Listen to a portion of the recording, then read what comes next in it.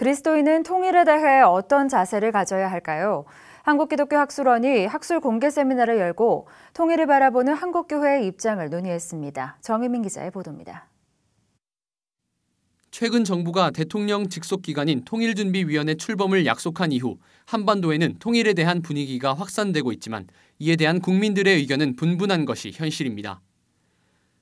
그렇다면 성경을 하나님의 말씀으로 따르는 그리스도인들은 통일에 대해 어떤 시각을 가져야 할까? 한국기독교학술원이 제45회 학술원 공개 세미나를 열고 통일에 대한 한국교회의 입장을 발표했습니다. 이번 세미나는 한반도 자유, 정의, 평화와 통일을 바라보는 한국교회의 입장을 주제로 열렸으며 6명의 분야별 전문가들이 발제자로 참여했습니다. 이들은 한반도 통일에 대한 성경 신학적, 정치 국제적, 사회 군사적 입장에 대해 각각 발표했습니다. 한국기독교학술원장 이종윤 박사는 통일의 주체가 양국의 지도자가 아닌 하나님이라며 진정한 자유는 복음에서부터 시작되는 것으로 한반도 통일 이후의 나라는 복음화된 통일조국이어야 한다고 설명했습니다. 통일의 주체는 한국도 아니고 북한도 아니고 미국도 중국도 아니에요. 통일의 주체는 하나님이십니다. 그렇기 때문에 한국교회는 기도를 해야 돼요. 통일에 대한 사회 군사적 입장에 대해 발표한 고신대 석좌 교수 손봉호 박사는 통일 이후 예상되는 사회적 문제들을 설명하면서도 통일은 반드시 필요한 것이라고 역설했습니다.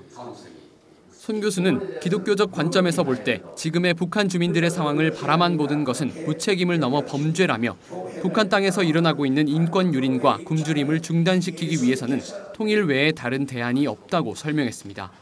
손 교수는 또 한국교회가 통일 이후 북한 주민들을 포용할 수 있는 사회로 만들어가기 위한 노력이 필요하다고 강조했습니다. 우리 한국 사회를 지배하는 황금 만능주의 이 극복하고 그리고 소외된 북한 사람, 아주 어려운 상황에 빠질 그런 사람들을 교회가 문을 열고 활짝 열어서 참 환영하고 그들이 참 그 평안함을 느낄 수 있도록 준비해야 된다고 생각합니다.